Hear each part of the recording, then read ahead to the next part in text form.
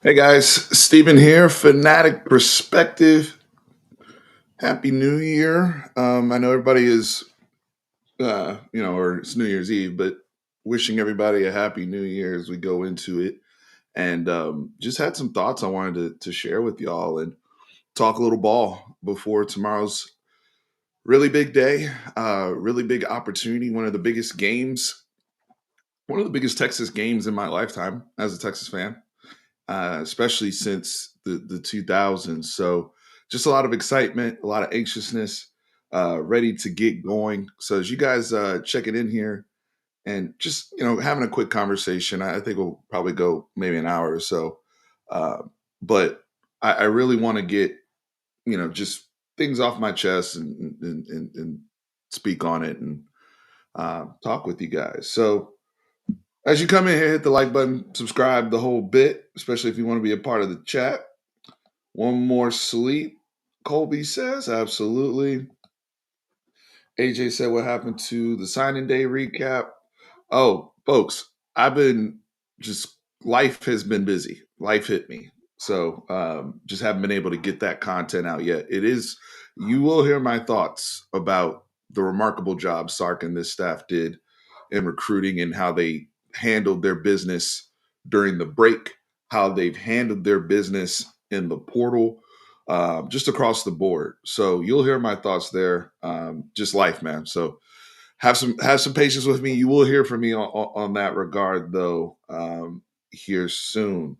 Hook 'em, hook 'em, hook 'em. No, right now we are in playoff mode, and it is time to get ready to face the Washington Huskies. And hopefully, you guys had an opportunity to watch the video Tran and I did, just sharing our thoughts. We kind of did more of a tell the tape type breakdown, position by position. And look, I'm I'm confident about this game. Let me make that clear. I'm confident, especially with the way this team finished the season.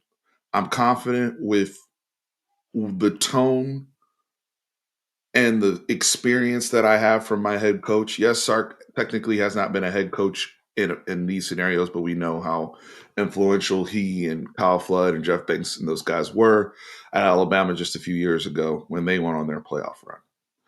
I'm confident with us having time to get healthy. I think that really matters, and our depth. So all of these things make me feel good in terms of having the best opportunity to putting our best foot forward when we kick off in New Orleans tomorrow. But let me make it something explicitly clear, at least from my vantage point.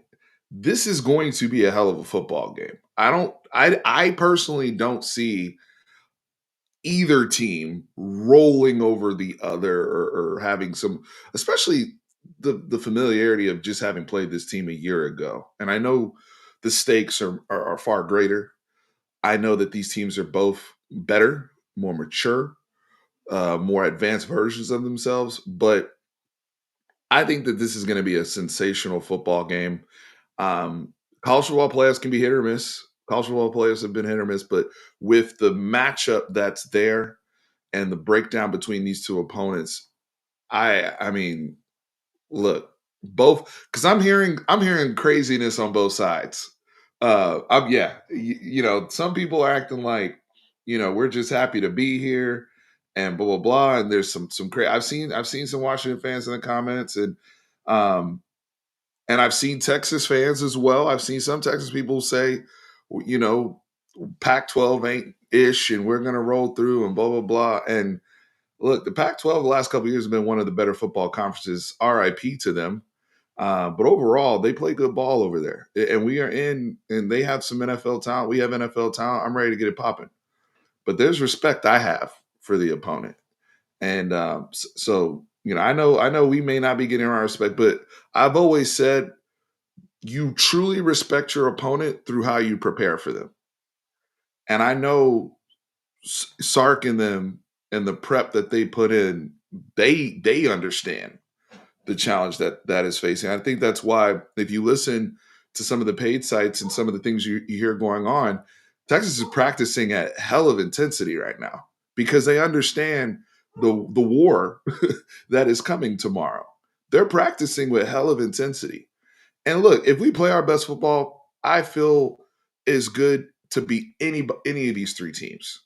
If we play our A game, and we don't often see that, we know that. And look, one thing we have to talk about here is how do these teams account for the layoff? 28 days is a long time between playing football. I know that time is valuable to get right, get healthy, the whole bit, but that's a long time not having to take snaps at intensity and play at intensity. So I'm really curious to see between Kalen DeBauer and Steve Sarkisian how those coaches approach things.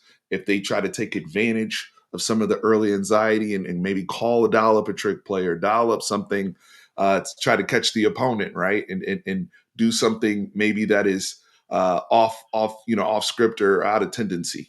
So I'm very, very, very, very, very, very curious to see how this game starts tomorrow, because I do think it'll even out and we'll see us running our normal stuff and we'll see Washington throwing their normal stuff. But how this game starts in that first key situational period, which is the first 3 to 4 minutes of the game, will be very interesting to see. Let me take a look here. And look, those of you guys going to New Orleans, have a blast, have a drink for me, be safe.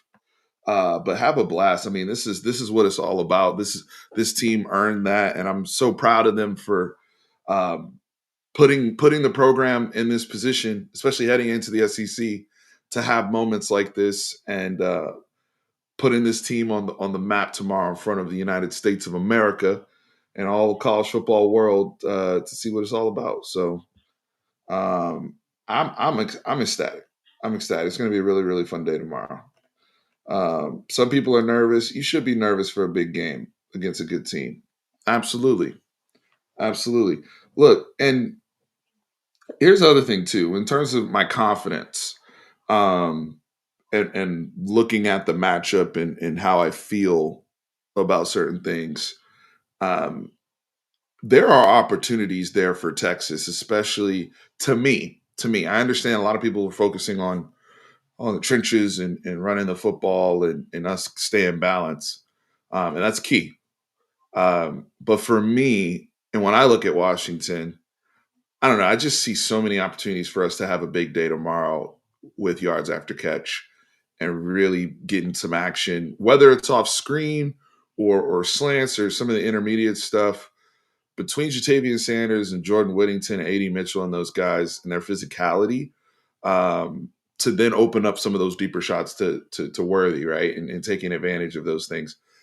I just I don't know. I feel like there's going to be some big yak plays, and for me, that's been kind of the theme of my prep is yak yak yak. Even for our backs, some of the stuff we've done, with Keelan Robinson, Jadon Blue, and C.J. Baxter, and they're all three of them. Their ability to catch the ball out of the backfield and be very, very effective.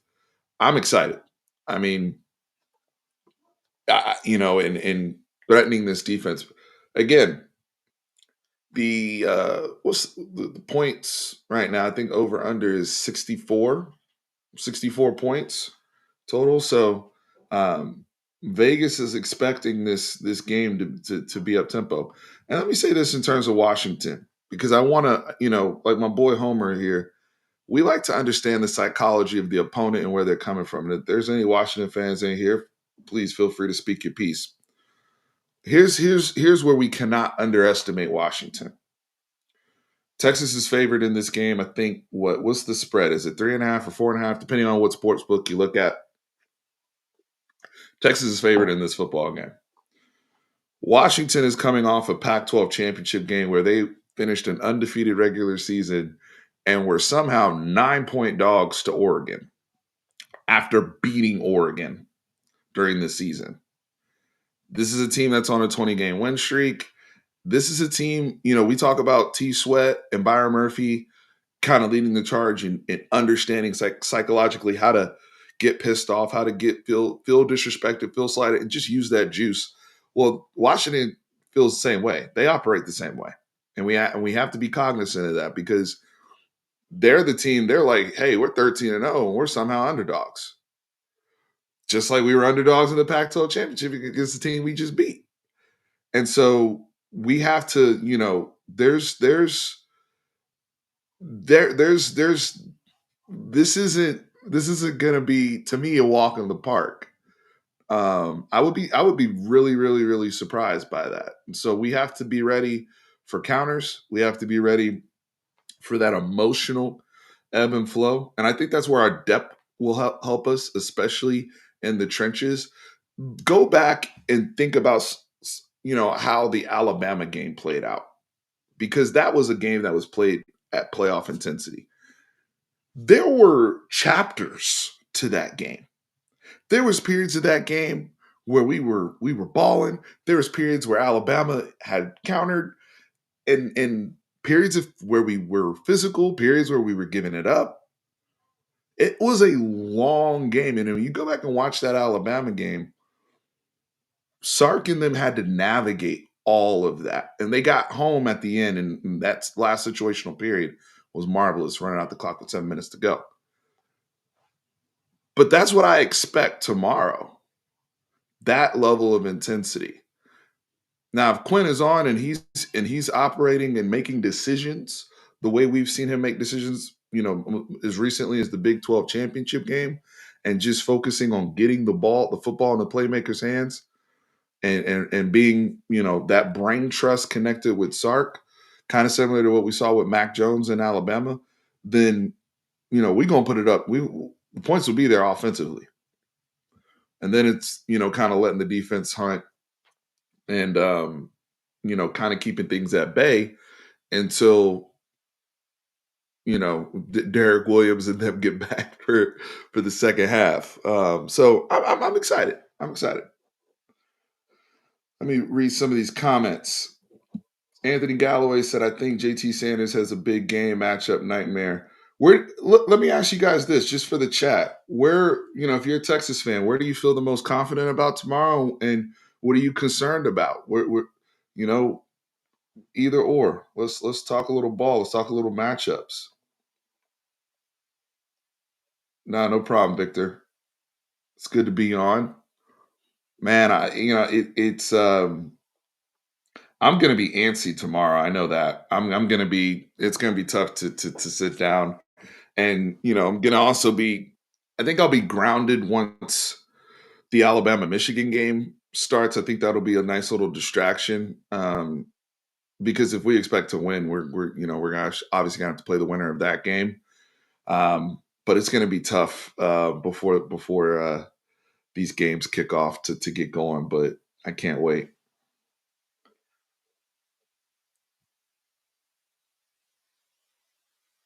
I'm only worried about the overhead shots downfield, but I'm confident we hold them to field goals in the red zone. Um, red zone defense is going to be key for both sides. We've struggled over the course of the season in the red zone. We have to be honest with ourselves. We've had some of our challenges in short yardage. Now, did things improve because we're playing at a much higher level? Did things improve because Texas Tech and Oklahoma State aren't that great? What how do like what where do we look at that and how to exercise that? On the flip side, um, I will say Michael Penix, in terms of as a quarterback, he doesn't have that mobility. I mean, he can move, don't get me wrong, but he's not the runner he was at Indiana. He's not running all over the place. And a lot of times they will go into some wildcat packages with Dylan Johnson and try to move the ball in that manner in short yardage. So, and I've also seen, again, Michael Penix, his footwork, especially on boots, short yardage stuff, he can be very sloppy and just flat miss. I've seen it a bunch of times in that regard. And again, tomorrow is a game with very little margin. So the Oregon game, he was able to survive and get away with that. They were able to get some turnovers on Bo Nix and pressure and kind of fluster Bo Nix. We obviously don't want that to happen with Quinn, but we've seen Quinn keep a level head and have strong mind or strong will in these big games. Quinn, what's up, man? Thanks for the super chat. These Washington fans are the worst. The Washington fans are bothering you on the streets. What are they saying that's so bad? Are they saying that? Because I'm asking the chat because I've seen some stuff on my some of the video and content I've made here and on Bleacher Report, and people have sent me stuff and saying, um, kind of questioning Texas's credibility here, if you will. But I'm curious, what's getting under y'all's skin as Texas fans? Because to me, I expect people to be talking reckless at this point. It's the playoffs. It's a playoff game. People are going to be talking reckless. Do you think Washington fans are bad? Wait till we get to the SEC, brother. I don't know if we're mentally there in terms of how crazy trash talk can get. Um, when we start seeing it week over week next year. But I appreciate the super chat. Steve Sarkisian's play call and his ability to call play, particularly in huge games, massive plus for the Horns. Sarkis is best in these playoff games against top opponents. We've seen him dial it up, and he has plenty of experience at this level between USC, Alabama, NFL experience. I feel good in that regard. And again, I haven't seen any red flags or anything concerning that. I typically would pay attention to in terms of coach speak. It is coach. Sorry, I wanted to mute before I opened that can. It's coach speak, but I haven't seen anything that's like, oh my God, what are we, we're, Sark is this or that or anything like that. Like, no disrespect to Mac Brown, but some of you guys who remember when we were good, I feel way better about Sark and how he will handle the football game and the demeanor of the team, which reflects the leadership from the top, than I ever did back in the day with Mac sometimes. That confidence we had in big games back then really was coming from the quarterbacks like Vince and Colton them. Mac had his anxiety back then would be horrible, especially before a game. I'm not trying to I don't see any of that with Sark that I used to see with Mac. That used to his anxiety I used to as a young kid, I used to feel his anxiety.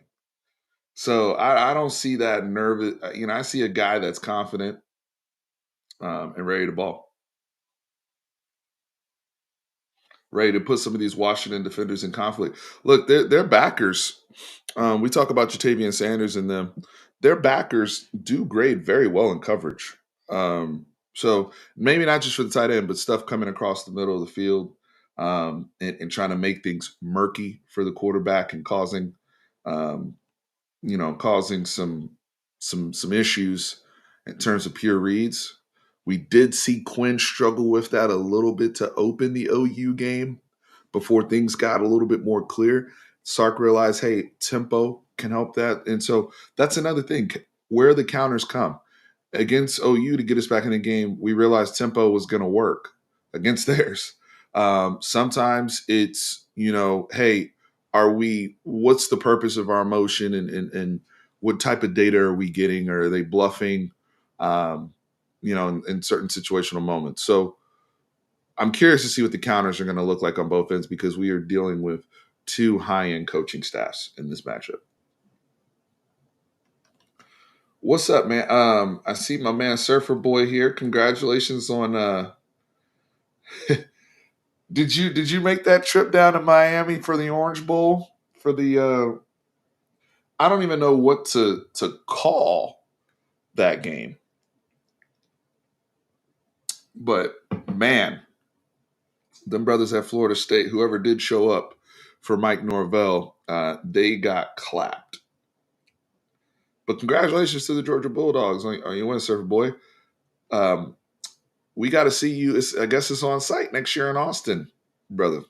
So I know a lot of people are ready for that to see Georgia come down to Austin for that matchup next year in the SEC.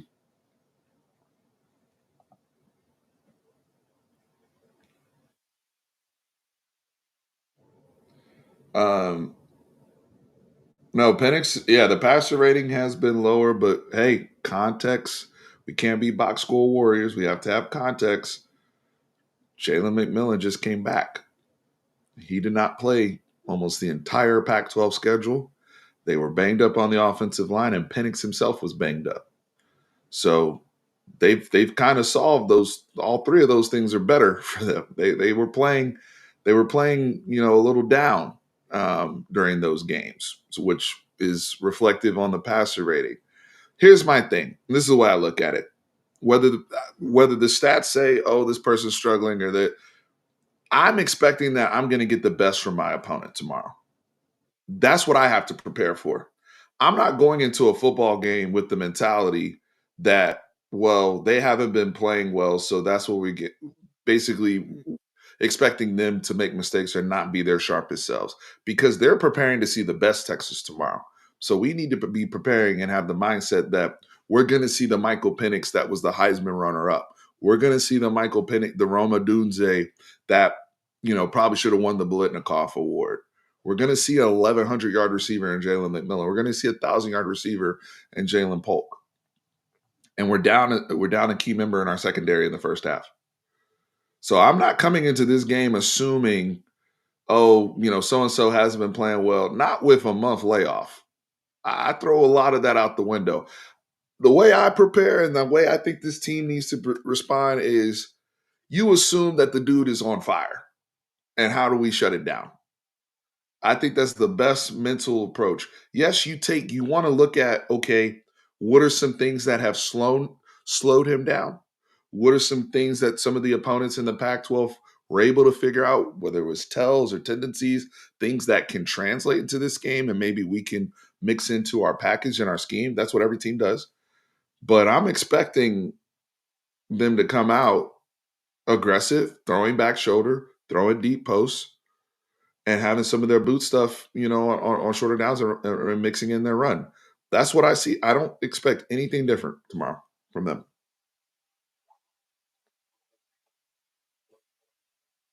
It's about future.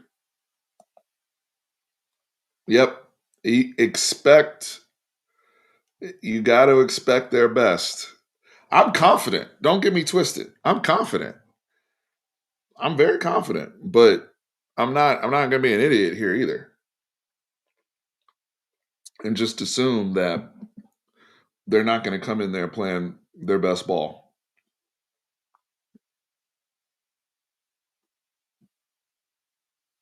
The Orange Bowl was a absolute blood. Yep.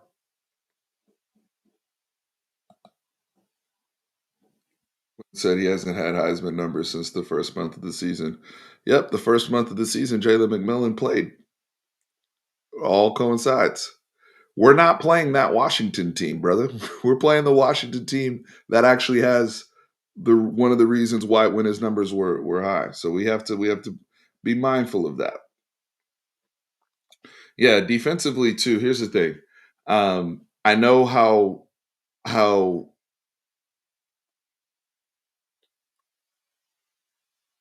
how judicious PK can be with his pressures and what he wants to send. I do think, though, with the pieces you have now that he really didn't have last year, like a Anthony Hill, um, you want to have some you want to make Penix feel that and get his feet moving. I'm big on his footwork. To me, that's excuse me.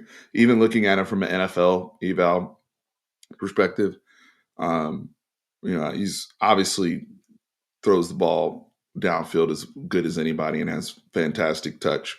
But When his feet are moving and you got him nervous and rattled in the pocket, he can be very, very, very shaky. Um, so that's what I'm looking to see is how does PK play that pressure game and deal with those tackles too, right? I mean, our edges are going to have to come up big, accept the challenge against the quote unquote Joe Moore award winning offensive line.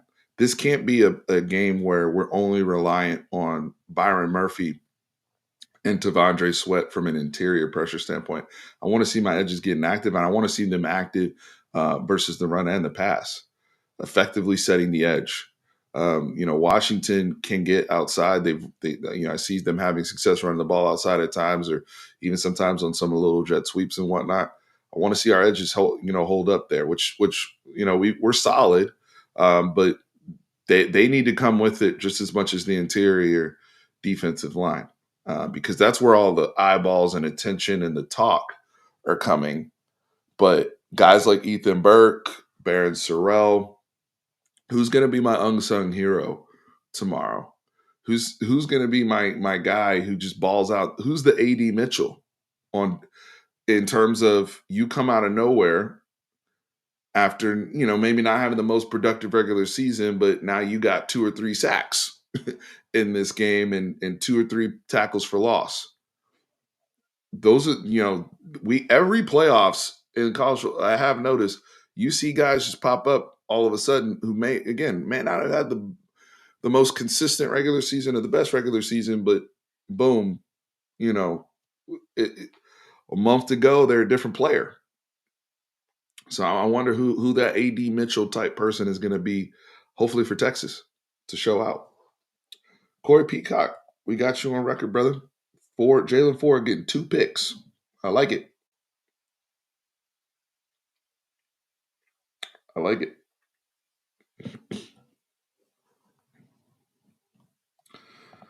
Yeah, 64 point over under. So that's the expectation.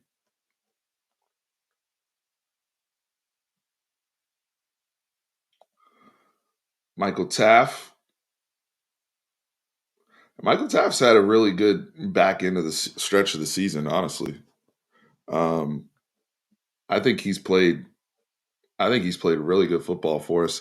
Here's one thing I'm curious to see, because I know that there was some stuff about Jelani McDonald getting reps in practice and different guys getting looks at safety. I need Keaton Crawford to play well tomorrow, especially in the first half. When we have our rotations in there, Keaton's a guy I'm looking at that I believe if Washington looks at film, they probably look to target a little bit or pick on.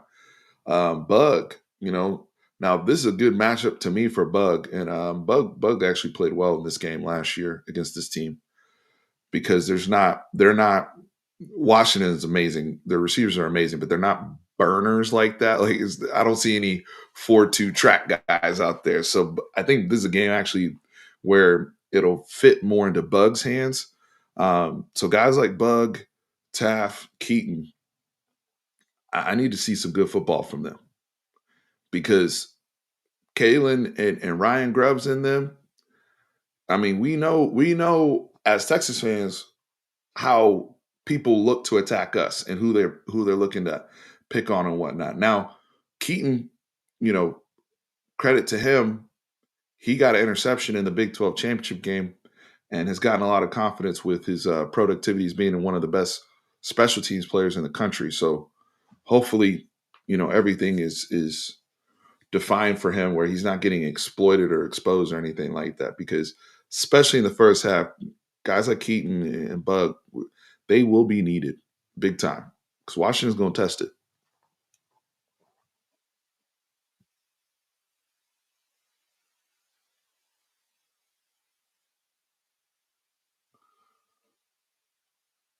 Quentin, you're going under on the points, under 64.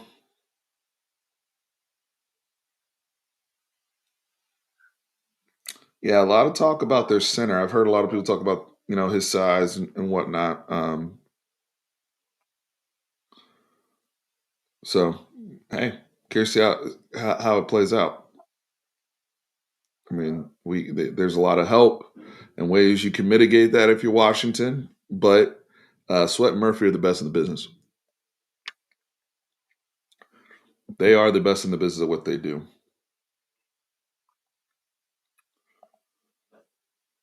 Big game from JT written all over it. Here's another reason why I'm confident as a Texas fan. I'm gonna pull this over here. My defense is the best in the country on third down. There's just certain things that I always look at tendency wise, um, that I look at for every football game. Is my defense good on third down? Are we good situationally? Are we good in the red zone? I I like that, right? And I went versus, if I look at Washington defensively, they do give it up quite a bit on third down. They're 78th in the country on third down. So being able to keep drives alive, being able to have success, they give it up at a much higher rate on their side of defense than we do.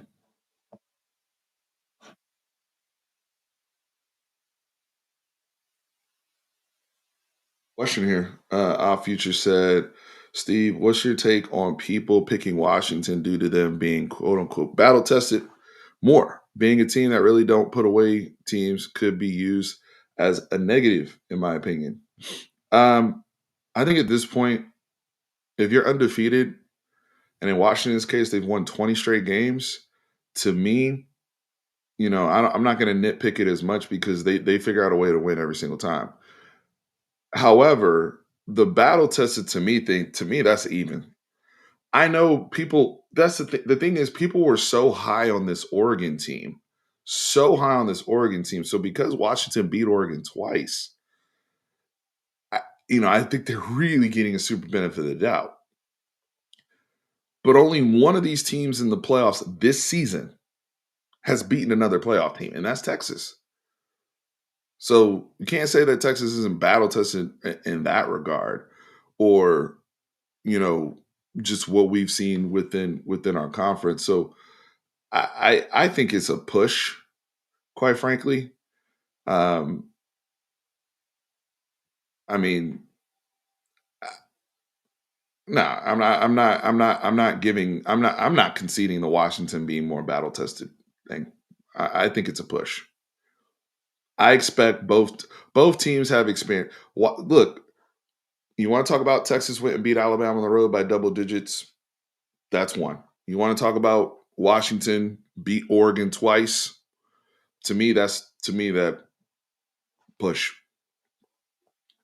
And the conferences were similar enough to where it's not like we're coming from a substantially weaker conference than the Pac-12 in my opinion. I think they were close to each other at the end of the day.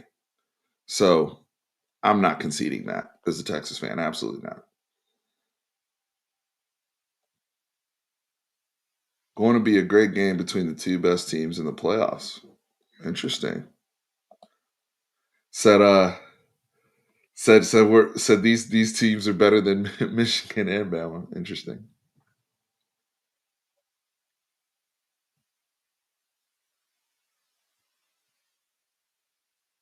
No, I'm happy that we play more press because it's also to me given the team of the DBs, especially some of the younger guys like Manny Muhammad, just more confidence, and you see it.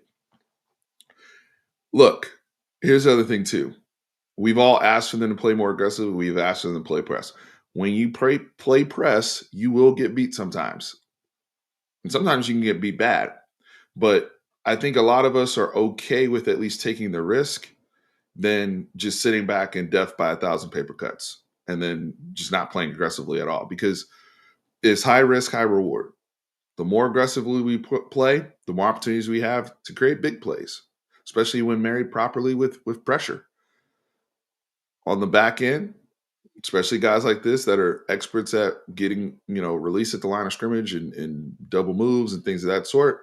Yeah, it can also give up the opportunity to be susceptible to big plays. But for me, I want to go out however the best my guys play. If I have a bunch of guys that are more comfortable, hands-on man, they're better. Their communication is better if they're playing man coverage and they're able to just get down and cover. Then that's how I want to go out, and I'll die on that. And I have to be comfortable if they get beat.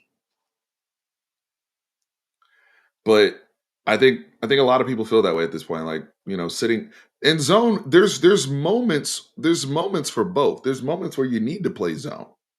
There's moments where you need to sit back and play 10 yards off. There's not a silver bullet type defense, right? So ideally you want to be good at both. But the way we defend right now and the personnel that we have, I think it's obviously you've seen a better product with the secondary. Now we also got to ask ourselves, what quarterbacks have we faced? What elite, how many passing operations have we seen versus us making the adjustment to press? I think that's an honest question. We most recently faced Alan Bowman, right? We faced um, Baron Morton recently.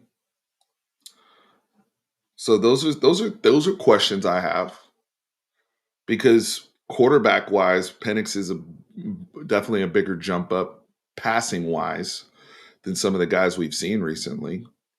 Will Howard had some success when they threw a little bit. So, I want to see how that works out. But I definitely think the adjustment that we've made has been better that PK has done in terms of the coverages. But that is something that I've thought about is you mean who's like the best passing quarterback that we saw this year? Was it Dylan Gabriel?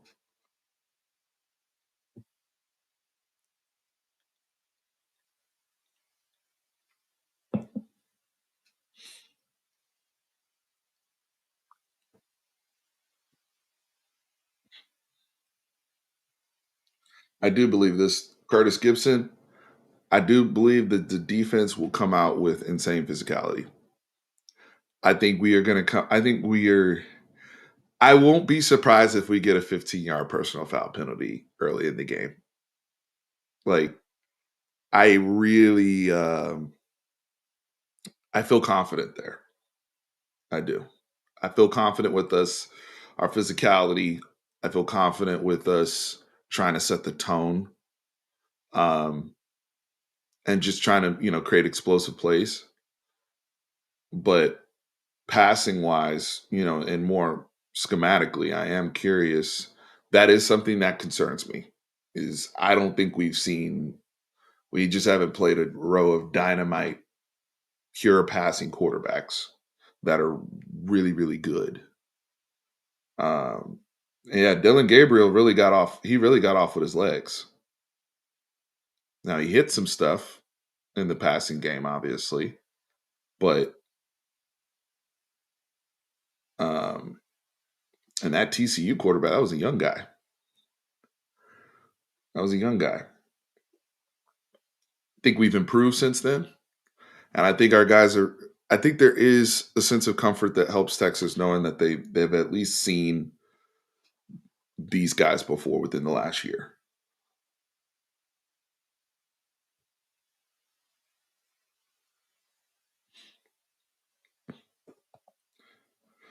Washington runs it well for how often they run it, which isn't often.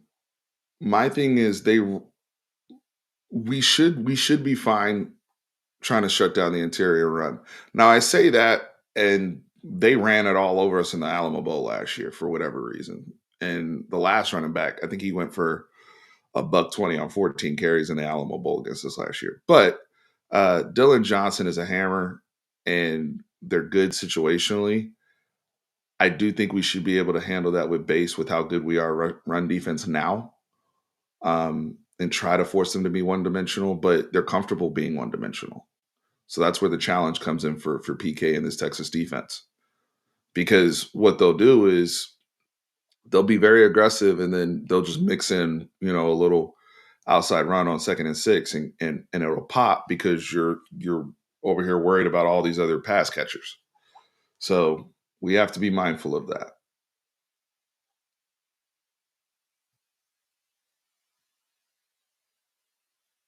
But I don't think that I don't foresee them having a whole bunch of success just turning around and handing the football off. Um,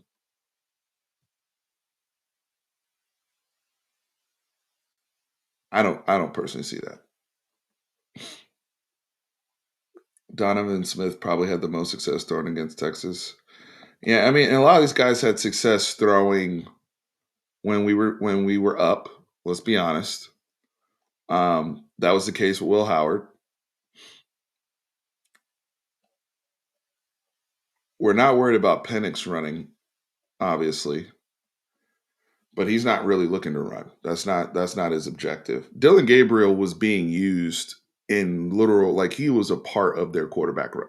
That was a part of their own run game. We were more worried about Dylan Gabriel as a runner than we were, Tyree Walker, and Sawchuk wasn't even. I don't even know if Sawchuk was healthy or playing that much at the time we saw them, but it was the concern was more about handling Dylan Gabriel's legs. That's not a factor in this game in terms of the matchup. So we got to be mindful of matchup. The other two quarterbacks, JJ McCarthy can run, Jalen Miller obviously can run, but we actually pulled the guy that's not. He's not gonna. The guy's coming off of 2 reconstructive knee surgeries. He ain't running around all in terms of Dylan Gabriel running for a 60-yard run downfield type stuff. No, no.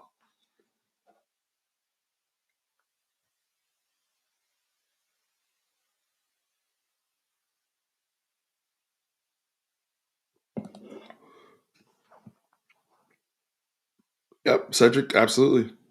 I agree. They are going to have to play well.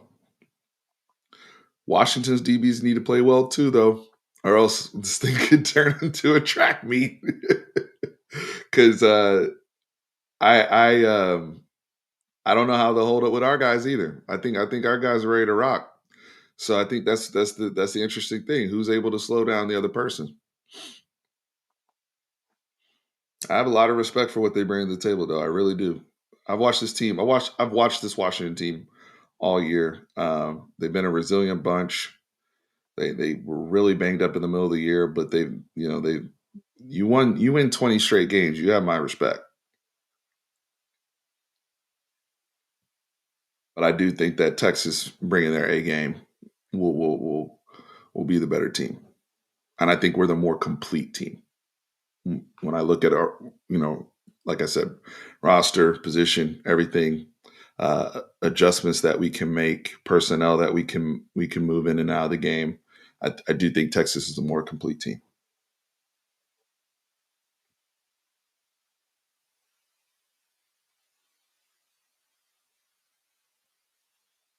Denver Dunbar said, "I see a blowout happening. I don't see them stopping us, and I don't see Penix having time to throw. Constant pressure will mess up his timing."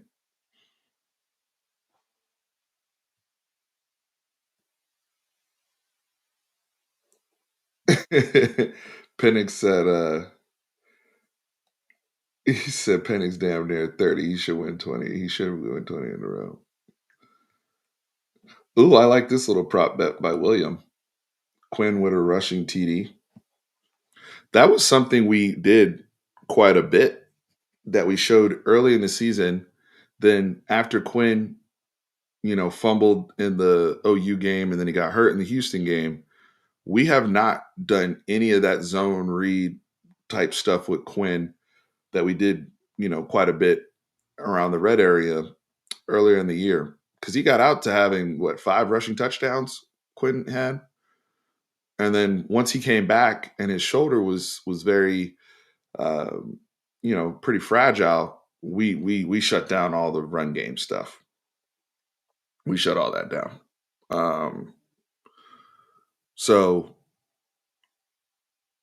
now with the rest, him being healthy, I like that prop of having that. I actually really, I might bet that William Quinn with a rushing touchdown tomorrow. especially especially mixing in that zone keeper type stuff that we saw very early in the year.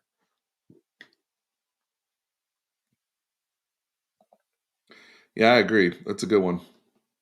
Oh, we got a super chat here from Cat Videos for the win. Do you think PK having coached at Washington will have any effect?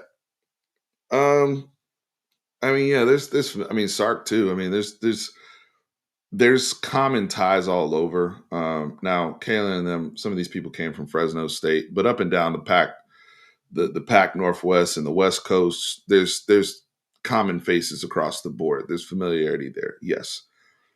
The other thing is we played them in a bowl game last year, and we prepped for them last year. They prepped for us last year. So at this point, um, that's why I'm more so looking at. I don't think there's much that will catch Washington by surprise with, and vice versa. Washington trying to catch Texas. I think it's more about personnel, who's executing, who can overcome layoff rust, who's not letting nerves get to them and just flat out balling. I think it's going to be that type of football game. That's what we saw in Washington, Oregon, part two. Both teams ran their stuff, but when it came down to it, there's situational moments. You get fourth and twos or third and threes, and people have to make a decision, right? Hey, are we kicking? Are we going forward? What do we run? And momentum sways, right? So I think it's going to be one of those type of football games. I think these teams are very familiar with each other. And that's why I expect a certain level of physicality, because they're going to be comfort in that familiarity there.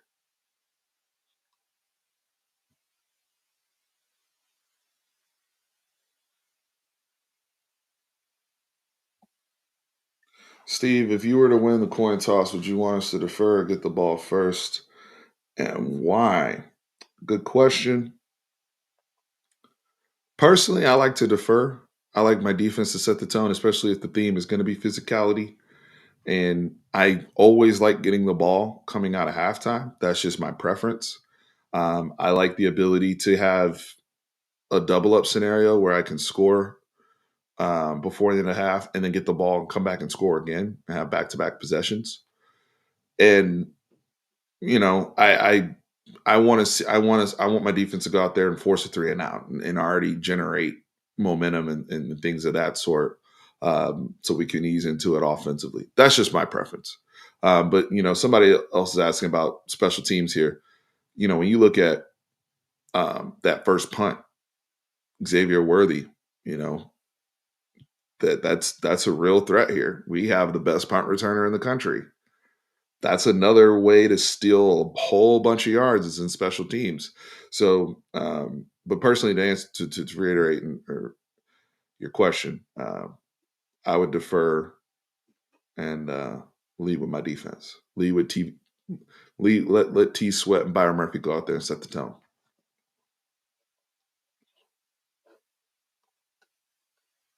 Good question.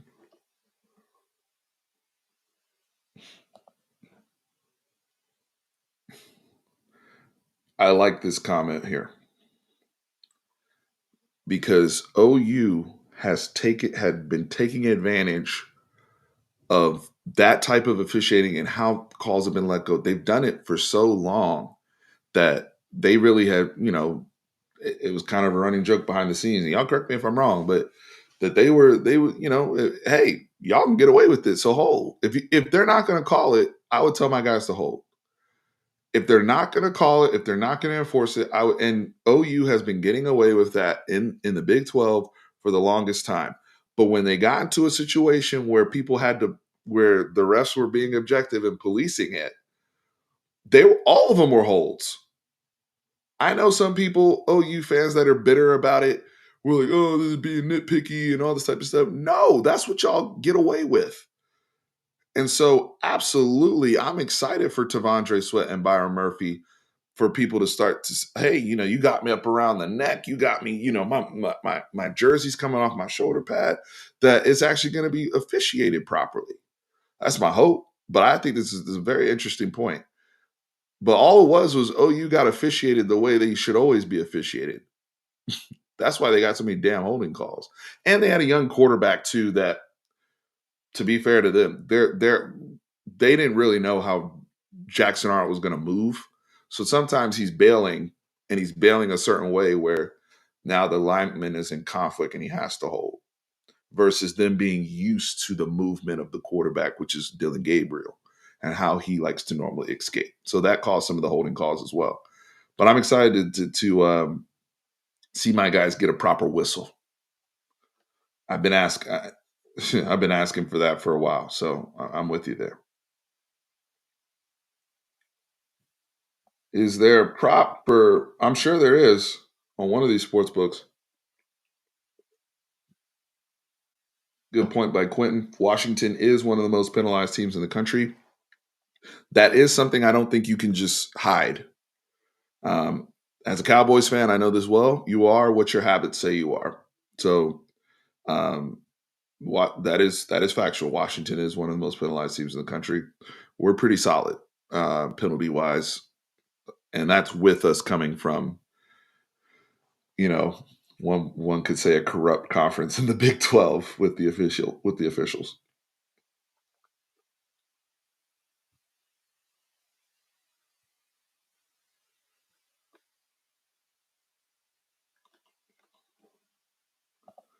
Corey said, "I want ball first because Sark's always great at scripted."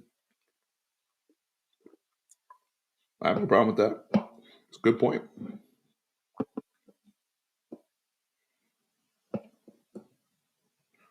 It's a good point. I've always just been wherever my leaders are. I feel like defensively, I just want to set the tone and but I don't have a either way. I feel comfortable because that we're a complete team. There's no part of my team that I'm trying to hide. I know we talk about the concerns we have with the secondary and all that.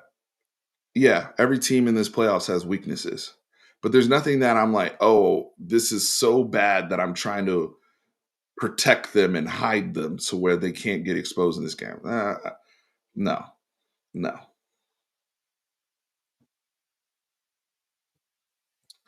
Exactly, Isaac. Goodbye and good riddance. Goodbye and good riddance.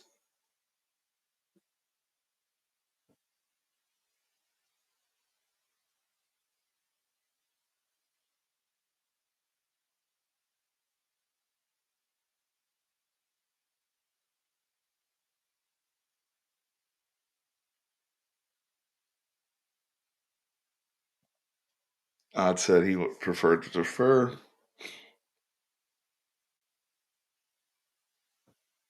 No, it's interesting. It's interesting. I know when we talked about unsung guys when I was with Tran, and I'll wrap up here in a few minutes. Appreciate everybody here in the live. Hit that like button. We're just sharing some thoughts, just talking a little bit before. Happy New Year's. Hopefully, everybody, if you're in New Orleans, you're probably getting ready to go out for the night. Fortunately for you, late kickoff tomorrow, so plenty of recovery time after you party your ass off tonight and ring in the new year of 2024. Lots of exciting things and good blessings heading our way in 2024. Personally, and as Texas Longhorn fans, as we move into a new conference, as we try to pursue a national championship. Yes, we are trying to pursue a national championship. That's what time we on right now. So, I mean, just enjoy it. Just take pictures, document it.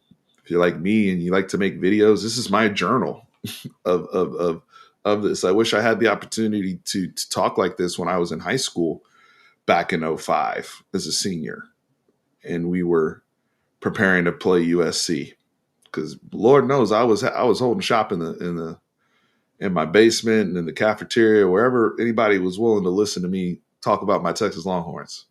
So just enjoy it and soak up this stuff because this is freaking awesome. And I'm freaking proud of this staff. I'm so proud of these kids, how hard they've worked, overcoming so much BS, especially the kids that were here from 2021 and the younger guys that have come in on this program and given us juice. Manny Muhammad has given us juice. Derek Williams Jr. has given us juice. Anthony Hill has given us juice. Young boys, right? With that championship mentality that have just come in right away and doing things the right way. Cedric Baxter playing through injuries, giving us juice. Man in front of you goes down, next man up. So, Malik Murphy, who went over to Duke, we had to play 2 games without our starting quarterback. And you see the excuses that all these other teams make when they lose a quarterback and how they cry and their offense falls apart and they can't score. We held it down and went and still put up 30 points per game with an inexperienced Malik Murphy in there and held it down for us. So thank you to that brother. Quinn comes back, gets healthy, gets solid, breaks records in the Big 12 championship game, record-breaking performance. Is over here hearing all the noise, all the pressure that Quinn has had to deal with as a perfect recruit, and people in our own fan base questioning him, and things. Look, I was as hard on Quinn as anybody at the beginning of the season, especially with his footwork and his mobility. And all I've seen is that man make strides and improve and work on his game. How can I not give that man his flowers and give respect to that? And being the quarterback of a team in the playoffs at 12-1. Much respect to those boys.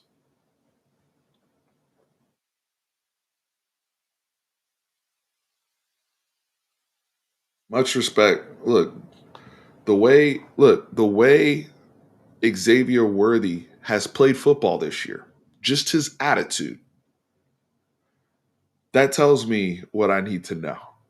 When he's putting his shoulder down and fighting for yards, the way the effort he shows with his blocking, uh, protecting his quarterback when it's maybe a poor throw or a deflected pass or whatever, just giving more. Um, that permeates throughout the locker room. Absolutely, Curtis, because we were here not that long ago, not even being able to talk about a bowl game. Not that long ago, not even to celebrate anything, just frustration. And then, trying to hide and cover up our tears with looking at recruiting rankings.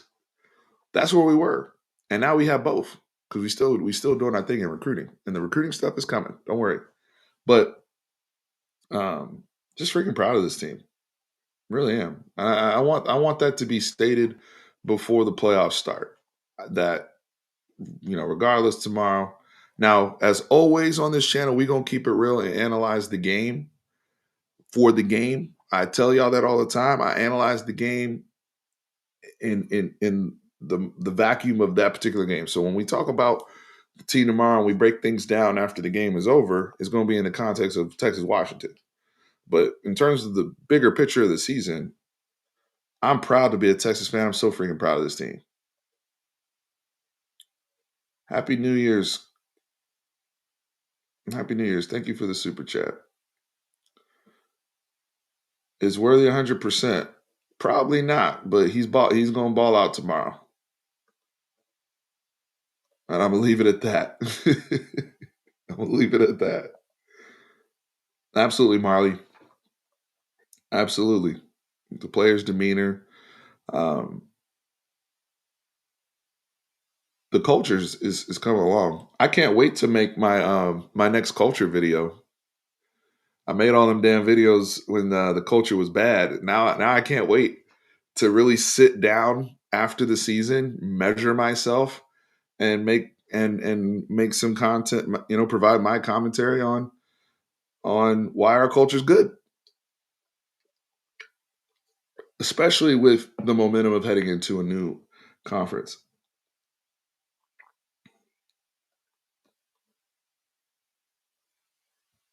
Happy New Year's, Nate. Even when things are tough, or we um appreciate you, brother. Appreciate you, Nate. let that comment stay up long enough like I wanted it to. Ruben said X body language. Everybody's body language has been different this year. But what I wanted to say was even when guys, there's conflict on the sideline, it's football. People are going to argue every freaking game, whether it's a bro. Like the way our guys hold each other accountable is different now. They don't let stuff linger. I think they've done a better job of being more direct in their communication. And I think that comes with the confidence of being prepared and knowing what the F you're trying to do and what you're trying to accomplish. It's easier to hold people accountable when there's people in the locker room that are all on the same page trying to win. And people in the locker room that are not, as Mac Brown used to say, hamburger help people. They're just there to eat hamburgers and have a Texas Letterman jacket and get attention and all this type of stuff and go out. But people that are here to leverage Texas to win, people that are here to leverage Texas to put forth NFL level tape and turn this program into a damn factory. So yeah, I've seen look, they got into something on the sideline of the Texas Tech game, and I was like, I love it. I think it was Bug and Manny and them. They were arguing but it's the level of competitiveness and saying, look, we now have a standard that we will adhere to. So just fantastic job.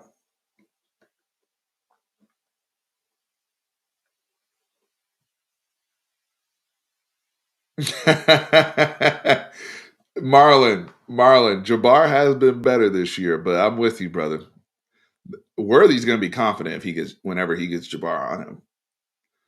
But Jabbar has he's been at Washington. To me, he's been a much better player. To me, I've seen a better version of him than I did at Oklahoma State. That's just my personal opinion. But you're right. They're still the same guy. And they're going to be talking. That Jabbar is a talker. So, I mean, he's a DeSoto kid, right? Like that's we're going to bring that South Dallas energy. Same thing we expect from Manny Muhammad.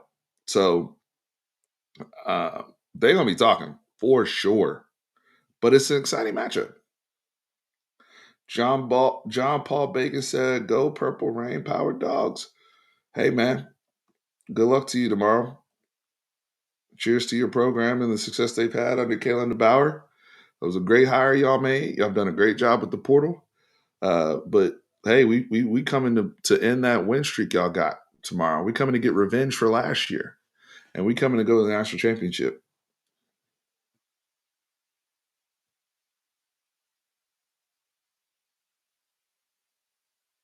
Disrespect. This team's been better at channeling stuff like that, especially the end of the season. I had my questions during the season. They haven't always survived the allegations with me, especially when they were blowing leads left and right. But the consistency I've seen the last month of the year was much better to where I have a lot more confidence. And like I said earlier in the live, I just, with Sark in particular, I have a confidence of him that I don't have with my pro team with Mike McCarthy, who has won a Super Bowl. I don't even have that type of faith with him. And I definitely didn't have that all the time with Mac because Mac had hella anxiety that I think would sometimes we would come out tight or whatever. With Sark, I think they have the right mental frame heading into big games, and I think you saw that play out with how they went into Alabama, how they handled Alabama back to back years with that type of mental and energy and preparation. There's a confidence uh, that I see where the stage isn't too big, the lights aren't too bright. That's one thing I really feel I will stand on that with Texas. I've seen OU struggle with that in all their playoff games. That's just being candid. Every time I saw OU in there, I felt like the stage was too big and the lights were too bright. With Texas, that's something, because we have so many eyeballs on us all the time, and because everybody always wants to talk about Texas, they're at least used to it. They're always on the big stage. So tomorrow ain't gonna be no different.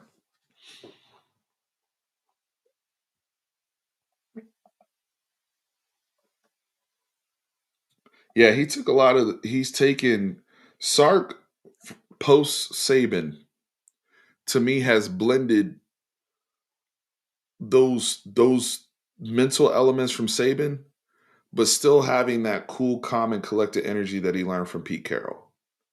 I still see a lot of elements of Pete Carroll there with Sark.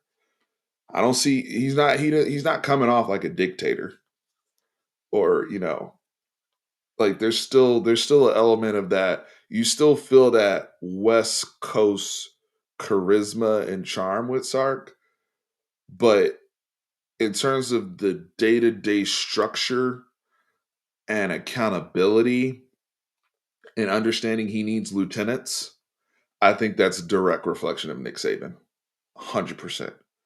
But I like that. He's the blend of best of both worlds because Pete Carroll was running a dynasty before Nick was, before he went to the NFL. So he took the best from that.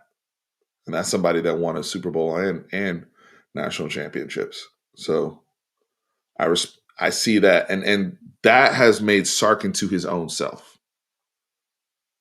He is his own self now. There's going to be people looking back if he continues to be on this trajectory that he's on because he's young. I said that Sark himself as a coach is young. Now he's about to get a crazy extension. We know that's coming, and the money that's going to be there as a SEC coach now. But Sark is young.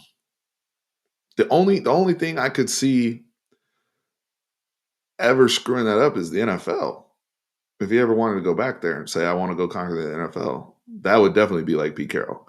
But other than that, he's gonna become, because we're he's young in the sense of I think he can be a guy that ultimately creates a coaching tree, like some of the greats have, where you see guys, obviously Saban, Sark being one, Kirby Smart, Dan Lanning, all these people that fall under these trees that tie into each other. So, um, yeah.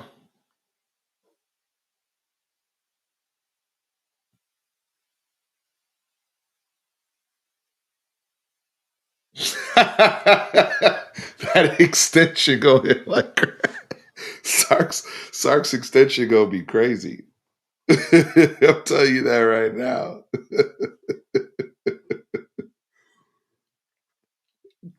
Sark's extension gonna hit like crack.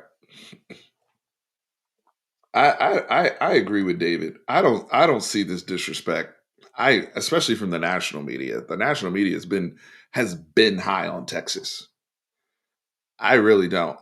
If we're talking about Twitter trash talk or social media trash talk, I don't see it. In the Michael Penix comments, I think we are reaching because if you listen to the whole thing, he complimented us for three sentences and then he said, well, they're not the 49ers defensive line what was the other team he used? The four, we'll just say the 49ers. I forgot some other pro. Oh, we're not. That's facts. I'm not taking. I mean, yeah, the players take whatever you need is disrespect or motivation. But at this point, we're in the freaking playoffs. We're playing in the Sugar Bowl tomorrow. We. You don't need if you need locker room banter to get you up for a game like this. That's a problem. Everybody should be juiced up. You're in the damn Sugar Bowl. You're playing. You have an opportunity to play for a national championship. I, yeah, I feel like Texas has definitely gotten their respect. I don't see. I'm paying attention to it. I don't see people hating on Texas like that. At least at least you know, even people analyzing the game, or even if they pick Washington, like people are picking. If they pick Washington, I've seen people. If they pick Washington, it's like 31-28 or whatever. Like that's not no. We're playing a team that's won 20 straight games. It's undefeated and beat us last year. What we are not being disrespected, in my opinion. Now, if other fans or people talking noise, then shoot, talk to me. I'll talk back.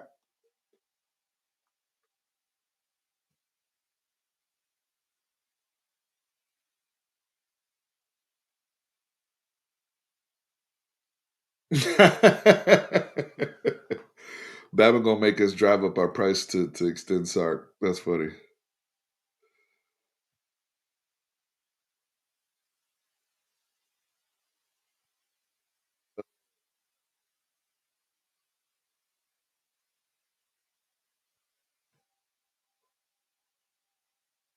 I just don't view that on the same line as like the kid from Iowa State, what he was saying, or how Texas Tech was moving.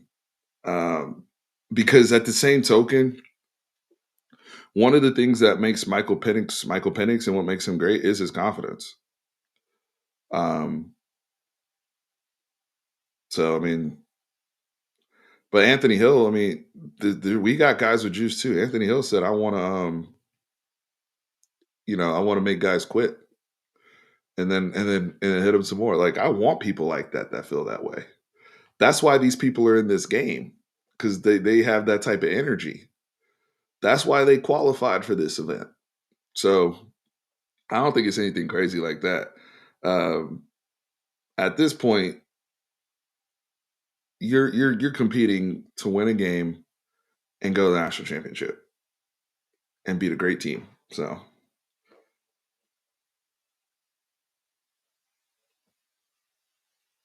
that hella, I'm hearing from people down there, and some of you guys in the chat I think are down there. It's hella Texas fans. That's fantastic. That's fantastic. Every little bit counts.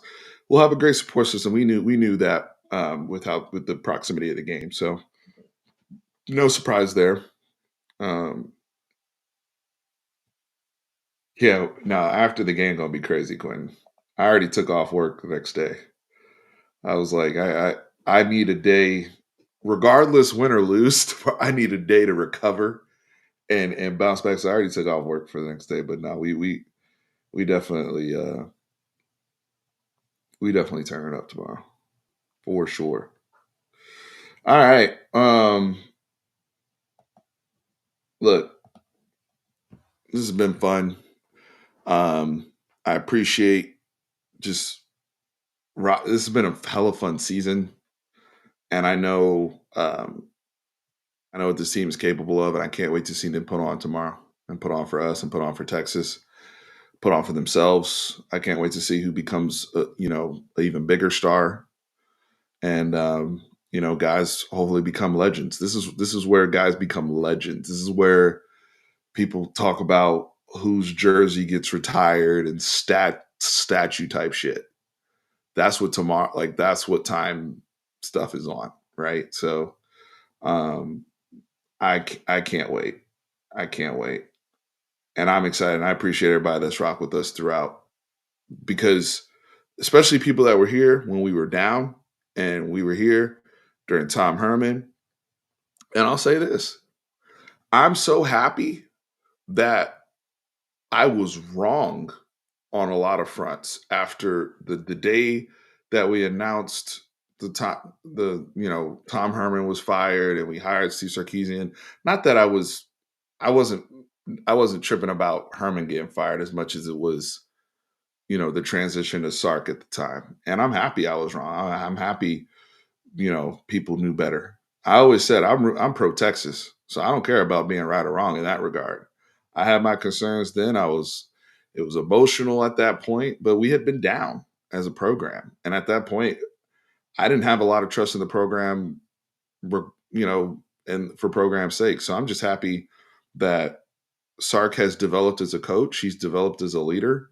He's developed as a person here at Texas and gets it and learns from his mistakes and is humble and has all the right qualities. And I've seen him improve as a coach from the first couple years.